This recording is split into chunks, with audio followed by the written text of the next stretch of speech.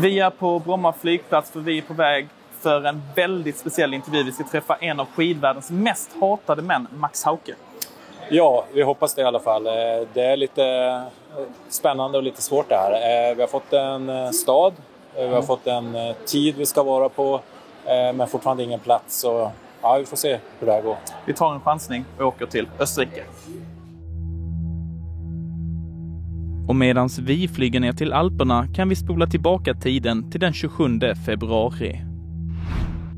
Det är timmar kvar till herrarnas 15 kilometers lopp under VM i Seefeld när polis slår till mot en villa några 100 meter från tävlingsarenan. Där blir den österrikiske landslagsåkaren Max Hauke tagen på bar gärning när han bloddopar sig. Hauke grips, precis som landslagskompisen Dominik Baldauf och 3 åkare från Estland och Kazakstan, i vad som beskrivs som en av sportens största dopingskandaler genom alla tider. Och nu, 9 månader senare, väljer Max Hauke att träda fram. Vi ska som första utländska media få intervjua honom. Och efter en lång väntan får vi till slut en bekräftelse. Ett klartecken för bara en liten stund sedan. Ett sms från Max Hauke. Han vill träffa oss. Han vill träffa oss. Han skriver att han ska komma till vårt hotellrum imorgon förmiddag. Jag hoppas det stämmer, men det har varit en otroligt krånglig väg hit för att ha kontakt med Max Hauke. Så jag tror det först när jag ser honom kliva in genom hotelldörrarna imorgon.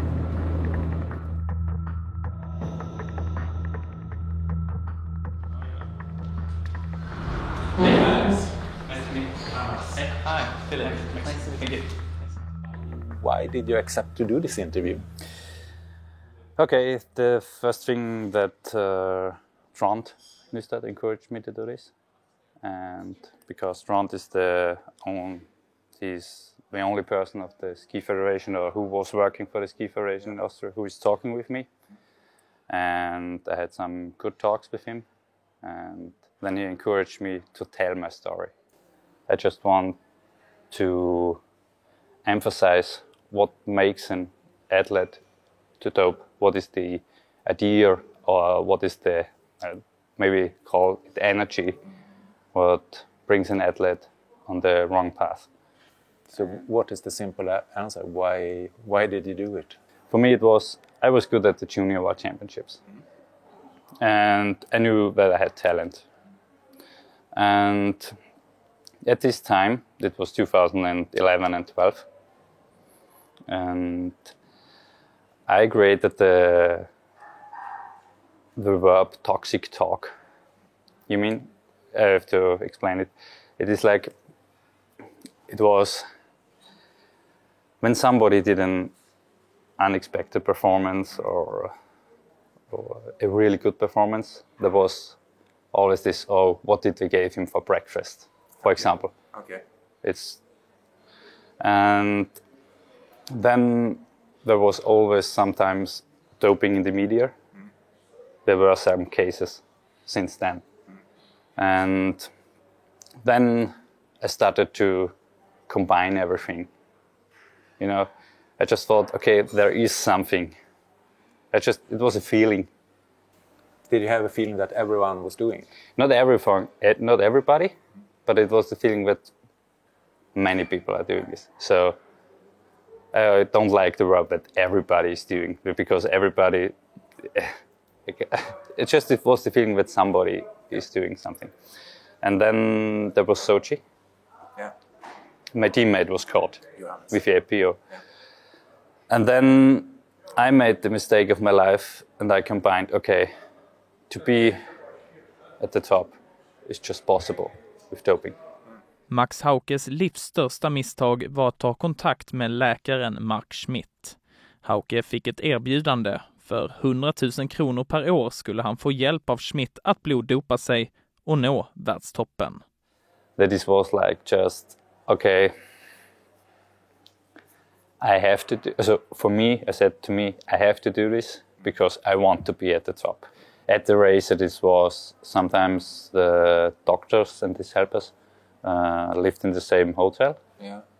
So you just went to their room? You just went to another room, and then after 20 minutes, everything was fixed. Yeah. And after the race, I went again to the doctor to draw the blood again.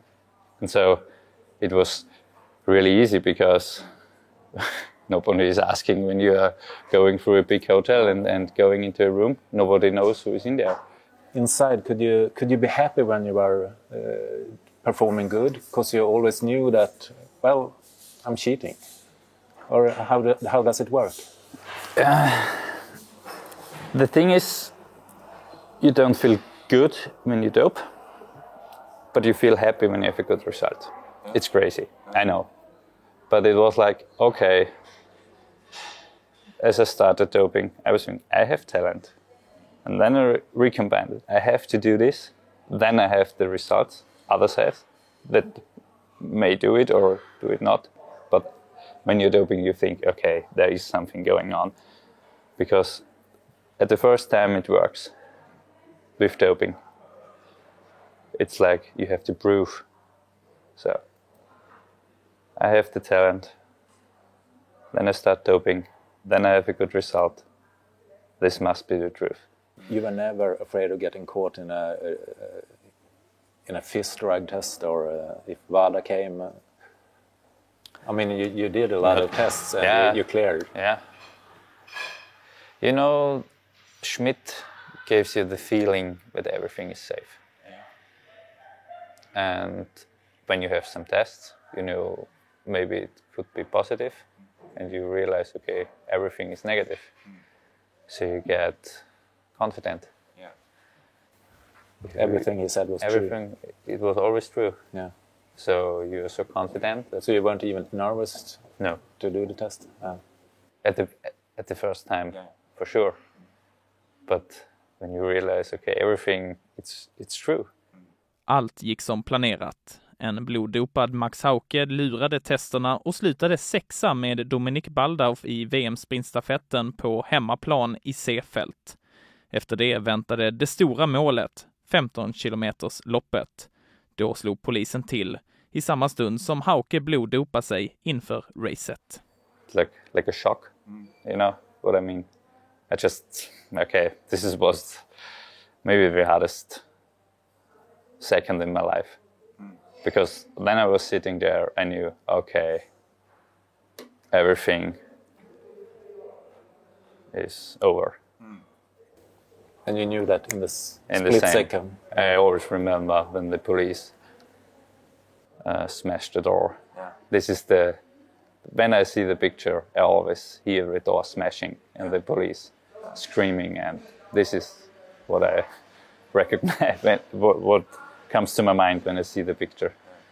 So how has this video changed your life? I mean, you went public in a very, you were famous over the world in a very strange way.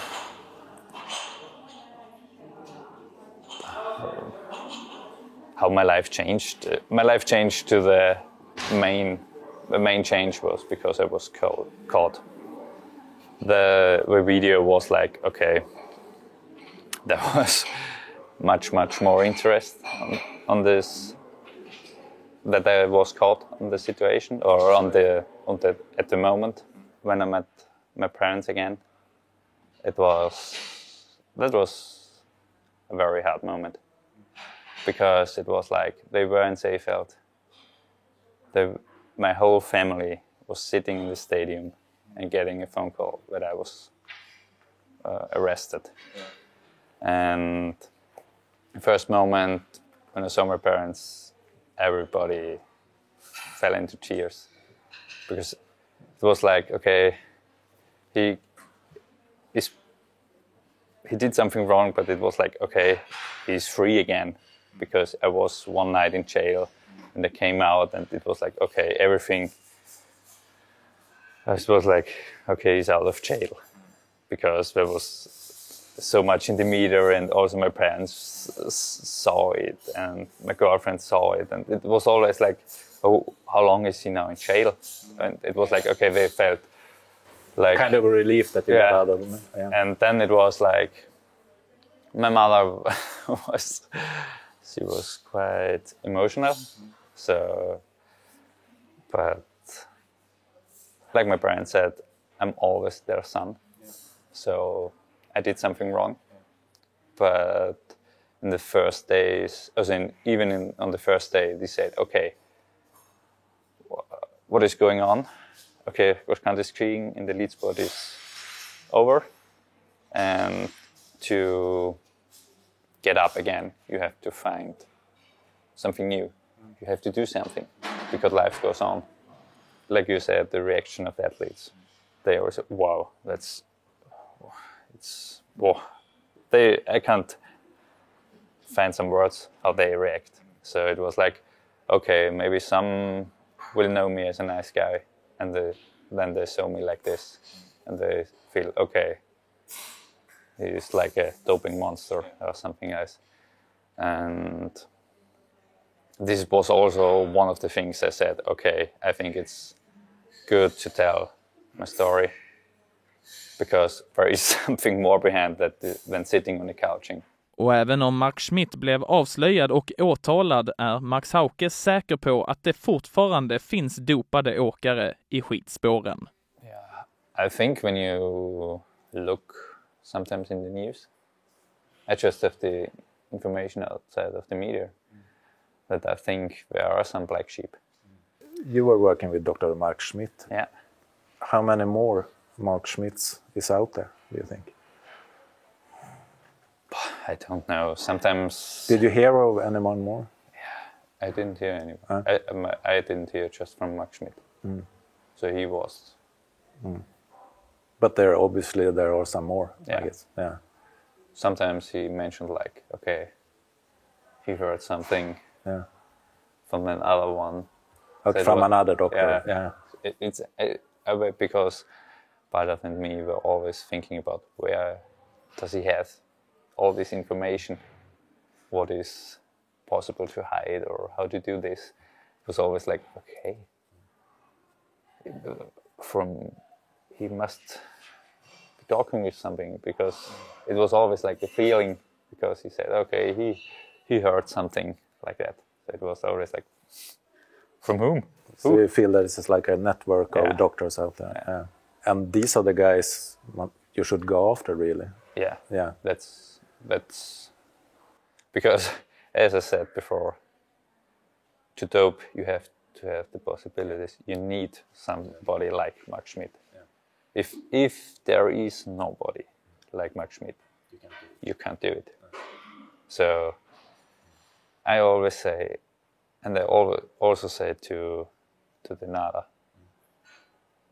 the athletes are the last part of the chain. Max Hauke är avstängd från att tävla fram till 2023, men planerar inte en comeback. Skidkarriären är över. Nu vill han istället starta ett nytt liv utanför sporten. When I got arrested, I said to me, okay, you have one chance. You have to tell the truth. Then I sat in front of the police and said, okay, I tell you everything, what I know. And then it was like, okay, it felt like a big pressure because I didn't have to lie anymore. I was sitting, I came home after Seefeld and it felt sometimes, okay, but I don't have to lie anymore. And the good thing was that I got a plan. I knew what my plans are for the future. So I have a plan what I do in the future. Do you still want to be a doctor? Yeah. I wanted to start studying medicine and become a doctor. And not a doctor like... Not a doctor like Max Schmidt. No.